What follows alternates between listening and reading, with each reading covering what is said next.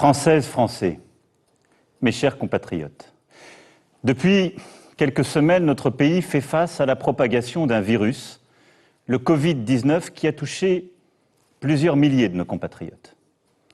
J'ai bien entendu ce soir, avant toute chose, une pensée émue et chaleureuse pour les familles et les proches de nos victimes. Cette épidémie, qui affecte tous les continents et frappe tous les pays européens, est la plus grave crise sanitaire qu'ait connue la France depuis un siècle. Dans l'immense majorité des cas, le Covid-19 est sans danger. Mais le virus peut avoir des conséquences très graves, en particulier pour celles et ceux de nos compatriotes qui sont âgés ou affectés par des maladies chroniques comme le diabète, l'obésité ou le cancer. Durant plusieurs semaines, nous avons préparé, agi. Les personnels des hôpitaux, médecins, infirmiers, ambulanciers, les agents des SAMU de nos hôpitaux, les médecins de ville, l'ensemble des personnels du service public de la santé en France sont engagés avec dévouement et efficacité. Si nous avons pu retarder la propagation du virus et limiter les cas sévères, c'est grâce à eux. Parce que tous ont répondu présent. Tous ont accepté de prendre du temps sur leur vie personnelle, familiale, pour notre santé. C'est pourquoi, en votre nom, je tiens avant toute chose à exprimer ce soir la reconnaissance de la nation à ces héros en blouse blanche, ces milliers de femmes et d'hommes admirables qui n'ont d'autre boussole que le soin, d'autres préoccupations que l'humain, notre bien-être, notre vie tout simplement. Je veux aussi ce soir saluer le sang-froid dont vous avez fait preuve. Face à la propagation du virus, vous avez pu ressentir pour vous-même, pour vos proches, de l'inquiétude, voire de l'angoisse, et c'est bien légitime. Tous, vous avez su faire face, en ne cédant ni à la colère, ni à la panique. Mieux, en adoptant les bons gestes, vous avez ralenti la diffusion du virus et ainsi permis à nos hôpitaux et nos soignants de mieux se préparer. C'est cela, une grande nation. Des femmes et des hommes capables de placer l'intérêt collectif au-dessus de tout, une communauté humaine qui tient par des valeurs, la solidarité, la fraternité. Cependant, mes chers compatriotes, je veux vous le dire ce soir avec beaucoup de gravité, de lucidité, mais aussi la volonté collective que nous adoptions la bonne organisation. Nous ne sommes qu'au début de cette épidémie. Et partout en Europe, elle s'accélère, elle s'intensifie. Face à cela, la priorité absolue pour notre nation sera notre santé. Je ne transigerai sur rien. Et un principe nous guide pour définir nos actions. Il nous guide depuis le début pour anticiper cette crise, puis pour la gérer depuis plusieurs semaines. Et il doit continuer de le faire. C'est la confiance dans la science. C'est d'écouter celles et ceux qui savent. Les plus grands spécialistes européens se sont exprimés ce matin dans une publication importante. J'ai réuni aujourd'hui, avec le Premier ministre, le ministre de la Santé, notre comité scientifique de suivi. Nous avons en France les meilleurs virologues, les meilleurs épidémiologistes, des spécialistes de grand renom, des cliniciens aussi, des gens qui sont sur le terrain et que nous avons écoutés comme nous faisons depuis le premier jour. Tous nous ont dit que malgré nos efforts pour le freiner, le virus continue de se propager et est en train de s'accélérer. Nous le savions, nous le redoutions. Ce qui risque de se passer, c'est que la maladie touchera d'abord les personnes les plus vulnérables. Beaucoup d'entre eux auront besoin de soins adaptés à l'hôpital, souvent d'assistance respiratoire. C'est pourquoi, et j'y reviendrai dans un instant, nous prenons des mesures très fortes pour augmenter massivement nos capacités d'accueil à l'hôpital. Car l'enjeu est de continuer à aussi soigner les autres maladies. C'est aussi de se préparer à une possible deuxième vague qui touchera un peu plus tard, en nombre beaucoup plus réduit, des personnes plus jeunes, a priori moins exposées à la maladie, mais qu'il faudra soigner également. Dans ce contexte, l'urgence est de protéger nos compatriotes les plus vulnérables. Et l'urgence est de freiner l'épidémie afin de protéger nos hôpitaux, nos services d'urgence et de réanimation, nos soignants qui vont avoir à traiter, comme je viens de vous l'expliquer, de plus en plus de patients atteints. Ce sont là nos priorités. C'est pour cela qu'il nous faut continuer de gagner du temps et suivre celles et ceux qui sont les plus fragiles. Protéger les plus vulnérables d'abord. C'est la priorité absolue. C'est pourquoi je demande ce soir à toutes les personnes âgées de plus de 70 ans, à celles et ceux qui souffrent de maladies chroniques ou de troubles respiratoires, aux personnes en situation de handicap, de rester autant que possible à leur domicile.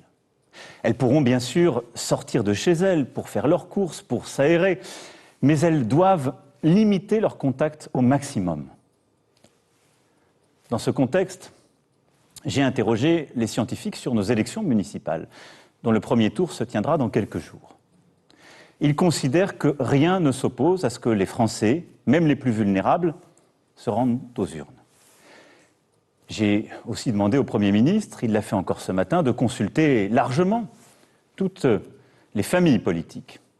Et elles ont exprimé la même volonté. Mais il conviendra de veiller au respect strict des gestes barrières contre le virus et des recommandations sanitaires. Je fais confiance aux maires et au civisme de chacun d'entre vous. Je sais aussi que les mairies et les services de l'État ont bien organisé les choses. Des consignes renforcées seront données dès demain afin que nos aînés n'attendent pas longtemps, que des files ne se constituent pas, que les distances soient aussi tenues et que ces fameuses mesures barrières soient bien respectées. Mais il est important, dans ce moment, en suivant l'avis des scientifiques comme nous venons de le faire, d'assurer la continuité de notre vie démocratique et de nos institutions. Voilà, la priorité des priorités aujourd'hui est donc de protéger les plus faibles, celles et ceux que cette épidémie touche d'abord. La deuxième, c'est de freiner l'épidémie. Pourquoi ? Le ministre de la Santé, le directeur général de la Santé vous l'ont expliqué à plusieurs reprises, pour éviter l'accumulation de patients qui seront en détresse respiratoire dans nos services d'urgence et de réanimation. Il faut continuer de gagner du temps et pour cela, je vais vous demander de continuer à faire des sacrifices et plutôt d'en faire davantage, mais pour notre intérêt collectif. Dès lundi et jusqu'à nouvel ordre, les crèches, les écoles, les collèges, les lycées et les universités seront fermés. Pour une raison simple, nos enfants et nos plus jeunes, selon les scientifiques toujours, sont celles et ceux qui propagent, semble-t-il, le plus rapidement le virus, même si pour les enfants, ils n'ont parfois pas de symptômes et, heureusement, ne semblent pas aujourd'hui souffrir de forme aiguë de la maladie. C'est à la fois pour les protéger et pour réduire la dissémination du virus à travers notre territoire.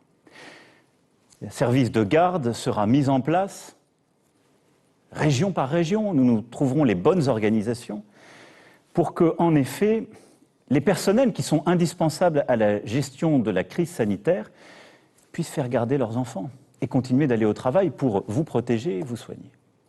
Et donc cette organisation sera travaillée par le gouvernement dans les prochains jours avec l'ensemble des élus et tous les responsables sur nos territoires. Quand cela est possible, je demande aux entreprises de permettre à leurs employés de travailler à distance. Les ministres l'ont déjà annoncé, nous avons beaucoup développé le télétravail, il faut continuer cela, l'intensifier au maximum. Les transports publics seront maintenus, car les arrêtés, ce serait tout bloqué, y compris la possibilité de soigner. Mais là aussi, c'est à votre responsabilité que j'en appelle. Et j'invite tous les Français à limiter leurs déplacements au strict nécessaire. Le gouvernement annoncera par ailleurs des mesures pour limiter au maximum les rassemblements. Dans le même temps, notre système de santé, notamment dans les services de réanimation, doit se préparer à accueillir de plus en plus de cas graves de Covid-19 et continuer à soigner les autres malades. Des places doivent se libérer dans les hôpitaux. Pour cela, toutes les capacités hospitalières nationales, ainsi que le maximum de médecins et de soignants seront mobilisés. Nous allons aussi mobiliser les étudiants, les jeunes retraités. Des mesures exceptionnelles seront prises en ce sens. Beaucoup d'ailleurs ont commencé, je veux les en remercier.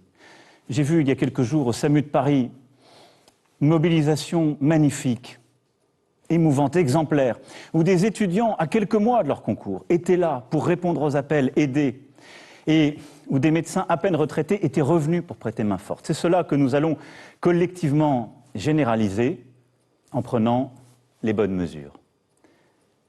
En parallèle, les soins non essentiels à l'hôpital seront reportés, c'est-à-dire les opérations qui ne sont pas urgentes, tout ce qui peut nous aider à gagner du temps. La santé n'a pas de prix. Le gouvernement mobilisera tous les moyens financiers nécessaires pour porter assistance, pour prendre en charge les malades, pour sauver des vies, quoi qu'il en coûte. Et beaucoup des décisions que nous sommes en train de prendre, beaucoup des changements auxquels nous sommes en train de procéder, nous les garderons, parce que nous apprenons aussi de cette crise. Parce que nos soignants sont formidables d'innovation et de mobilisation, et ce que nous sommes en train de faire, nous en tirerons toutes les leçons et sortirons avec un système de santé encore plus fort. La mobilisation générale est également celle de nos chercheurs. De nombreux programmes français et européens, essais cliniques, sont en cours pour produire en quantité des diagnostics rapides, performants et efficaces. Nous allons améliorer les choses en la matière et au niveau français comme européen, les travaux sont lancés. Nos professeurs, avec l'appui des acteurs privés, travaillent d'ores et déjà sur plusieurs pistes de traitement. À Paris, Marseille, Lyon, entre autres. Des protocoles ont commencé. Et j'espère que dans les prochaines semaines et prochains mois, nous aurons des premiers traitements que nous pourrons généraliser. L'Europe a tous les atouts pour offrir au monde l'antidote au Covid-19. Des équipes sont également à pied d'œuvre pour inventer un vaccin. Il ne pourra pas voir le jour avant plusieurs mois, mais il est porteur de grands espoirs. La mobilisation de notre recherche française, européenne, est aussi au rendez-vous. Et je continuerai de l'intensifier. Cette épreuve exige aussi une mobilisation sociale envers les plus démunis, les plus fragiles. La trêve hivernale sera reportée de 2 mois. Et je demande au gouvernement des mesures exceptionnelles dans ce contexte pour les plus fragiles. Enfin, l'épreuve que nous traversons exige une mobilisation générale sur le plan économique. Déjà, des restaurateurs, des commerçants, des artisans, des hôteliers, des professionnels du tourisme, de la culture, de l'événementiel, du transport souffrent, je le sais. Les entrepreneurs s'inquiètent pour leur carnet de commandes. Et tous, vous vous interrogez pour votre emploi, pour votre pouvoir d'achat. Je le sais, c'est légitime. Et avec les décisions que je viens d'annoncer ce soir, cette inquiétude économique va évidemment s'accroître. Nous n'ajouterons pas aux difficultés sanitaires la peur de la faillite pour les entrepreneurs, l'angoisse du chômage et des fins de mois difficiles pour les salariés. Aussi, tout sera mis en œuvre pour protéger nos salariés et pour protéger nos entreprises, quoi qu'il en coûte, là aussi. Dès les jours à venir, un mécanisme exceptionnel et massif de chômage partiel sera mis en œuvre. Des premières annonces ont été faites par les ministres. Nous irons beaucoup plus loin. L'État prendra en charge l'indemnisation des salariés contraints à rester chez eux. Je veux en la matière que nous inspirions de ce que les Allemands ont su par exemple mettre en œuvre avec un système plus généreux, plus simple que le nôtre. Je veux que nous puissions préserver les emplois et les compétences, c'est-à-dire faire en sorte que les salariés puissent rester dans l'entreprise, même s'ils sont obligés de rester à la maison, et que nous les payons. Je veux que nous puissions protéger aussi nos indépendants. Et donc nous prendrons toutes les mesures nécessaires pour donner cette garantie sur le plan économique. Toutes les entreprises qui le souhaitent pourront reporter sans justification, sans formalité, sans pénalité, le paiement des cotisations et impôts dus en mars. Nous travaillerons ensuite sur les mesures nécessaires ou d'annulation ou de rééchelonnement. Mais je nous connais collectivement. On prend toujours trop de temps à faire cela. Je veux, pour nos forces économiques, des mesures simples. Les échéances qui sont dues dans les prochains jours et les prochaines semaines seront suspendues pour toutes celles et ceux qui en ont besoin. Nous défendrons nos entreprises de toute taille. Nous défendrons l'ensemble des travailleurs et des travailleuses. En parallèle, j'ai demandé au gouvernement de préparer d'ores et déjà un plan de relance national et européen cohérent avec nos priorités et nos engagements pour l'avenir. Nous devons aussi porter une réponse européenne. La Banque centrale a déjà aujourd'hui fait part de ses premières décisions. Seront-elles suffisantes? Je ne le crois pas. Il lui appartiendra d'en prendre de nouvelles.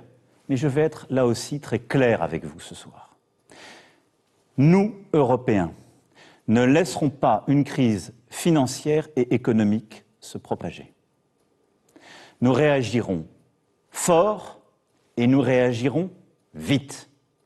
L'ensemble des gouvernements européens doit prendre les décisions de soutien de l'activité, puis de relance, quoi qu'il en coûte.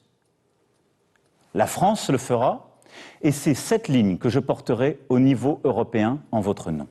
C'est déjà ce que j'ai fait lors du Conseil exceptionnel qui s'est tenu hier. Je ne sais ce que les marchés financiers donneront dans les prochains jours, mais je serai tout aussi clair. L'Europe réagira de manière organisée, massive, pour protéger son économie.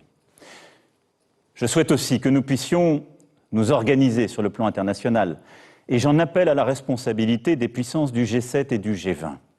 Dès demain, j'échangerai avec le président Trump pour lui proposer une initiative exceptionnelle entre les membres du G7, puisque c'est lui qui a la présidence. Ça n'est pas la division qui permettra de répondre à ce qui est aujourd'hui une crise mondiale, mais bien notre capacité à voir juste et tôt, ensemble, et à agir ensemble. Mes chers compatriotes, toutes ces mesures sont nécessaires pour notre sécurité à tous. Et je vous demande de faire bloc autour d'elles. On ne vient pas, en effet, à bout d'une crise d'une telle ampleur sans faire bloc. On ne vient pas à bout d'une crise d'une telle ampleur sans une grande discipline individuelle et collective, sans une unité. J'entends aujourd'hui dans notre pays des voix qui vont en tous sens. Certains nous disent « vous n'allez pas assez loin et voudraient tout fermer » et s'inquiètent de tout de manière parfois disproportionnée. Et d'autres considèrent que ce risque n'est pas pour eux. J'ai essayé de vous donner ce soir ce qui doit être la ligne de notre nation tout entière. Nous devons aujourd'hui éviter deux écueils, mes chers compatriotes. D'une part, le repli nationaliste. Ce virus, il n'a pas de passeport. Il nous faut unir nos forces, coordonner nos réponses, coopérer. La France est à pied d'œuvre, la coordination européenne est essentielle et j'y veillerai. Nous aurons sans doute des mesures à prendre, mais il faut les prendre pour réduire les échanges entre les zones qui sont touchées et celles qui ne le sont pas. Ce ne sont pas forcément les frontières nationales. Il ne faut céder là à aucune facilité, aucune panique. Nous aurons sans doute des mesures de contrôle, des fermetures de frontières à prendre. Mais il faudra les prendre quand elles seront pertinentes et il faudra les prendre en Européens à l'échelle européenne. Car c'est à cette échelle-là que nous avons construit nos libertés et nos protections. L'autre écueil, ce serait le repli individualiste. Jamais de telles épreuves ne se surmontent en solitaire. C'est au contraire en solidaire, en disant « nous » plutôt qu'en pensant « je », que nous relèverons cet immense défi. C'est pourquoi je veux vous dire ce soir que je compte sur vous, pour les jours, les semaines, les mois à venir. Je compte sur vous parce que le gouvernement ne peut pas tout seul et parce que nous sommes une nation. Chacun a son rôle à jouer. Je compte sur vous pour respecter les consignes qui sont et seront données par les autorités et en particulier ces fameux gestes barrières contre le virus. Elles sont aujourd'hui encore trop peu appliquées. Cela veut dire se laver les mains suffisamment longtemps avec du savon ou avec des gels hydroalcooliques. Cela veut dire saluer sans embrasser ou serrer la main pour ne pas se transmettre le virus. Cela veut dire se tenir à distance d'1 mètre. Ces gestes, ils peuvent vous apparaître anodins. Ils sauvent des vies. Des vies. C'est pourquoi, mes chers compatriotes, je vous appelle solennellement à les adopter. Chacun d'entre nous détient une part de la protection des autres, à commencer par ses proches. Je compte sur vous aussi pour prendre soin des plus vulnérables de nos compatriotes. Ne pas rendre visite à nos aînés, c'est, et j'en ai bien conscience, un crève-cœur. C'est pourtant nécessaire, temporairement. Écrivez, téléphonez, prenez des nouvelles, protégez en limitant les visites. Je compte sur vous, oui, pour aussi aider le voisin qui, lorsqu'il est personnel soignant, a besoin d'une solution de garde pour ses enfants, pour aller travailler et s'occuper des autres. Je compte sur les entreprises pour aider tous les salariés qui peuvent travailler chez eux à le faire. Je compte sur nous tous pour inventer dans cette période de nouvelles solidarités. Je demande à ce titre au gouvernement de travailler avec les partenaires sociaux, avec les associations, dans cette direction.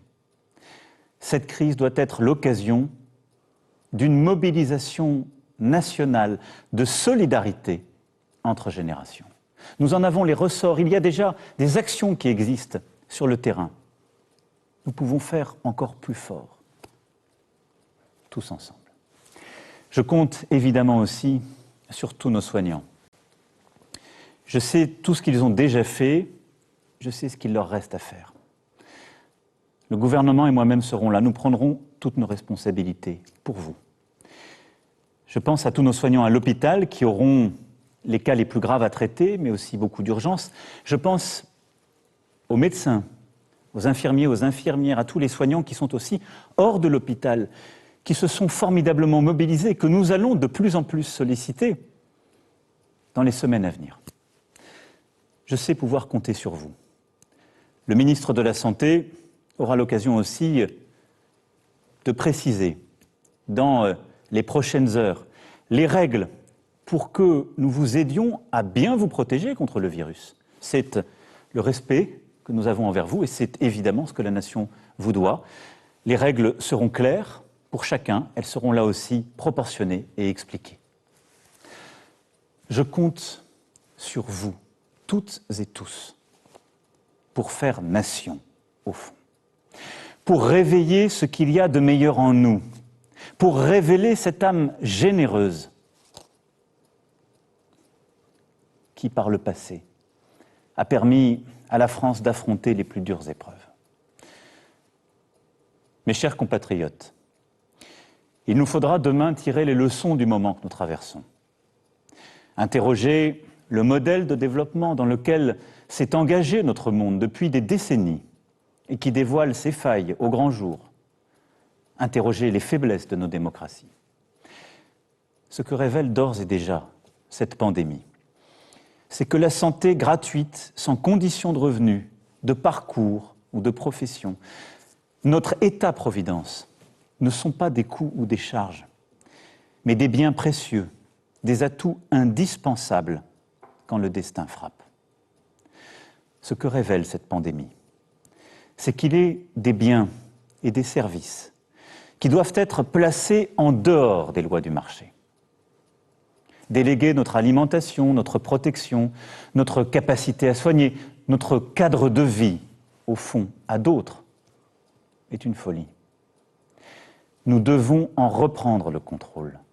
Construire plus encore que nous ne le faisons déjà, une France et une Europe souveraines, une France et une Europe qui tiennent fermement leur destin en main.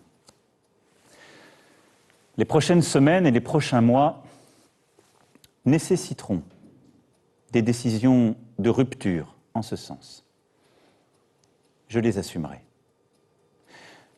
Mais le temps aujourd'hui est à la protection de nos concitoyens et à la cohésion de la nation. Le temps est à cette union sacrée qui consiste à suivre tous ensemble un même chemin, à ne céder à aucune panique, aucune peur, à aucune facilité, mais à retrouver cette force d'âme qui est la nôtre et qui a permis à notre peuple de surmonter tant de crises à travers l'histoire. La France unie, c'est notre meilleur atout dans la période troublée que nous traversons. Nous tiendrons tous ensemble. Vive la République, vive la France.